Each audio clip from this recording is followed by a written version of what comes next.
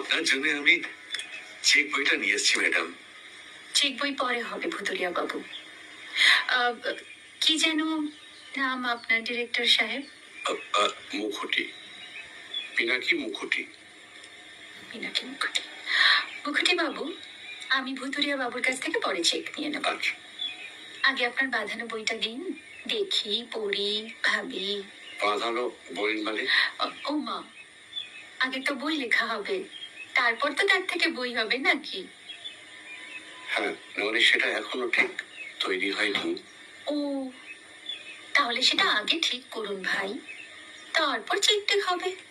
আগে ম্যাডাম তাই করবো।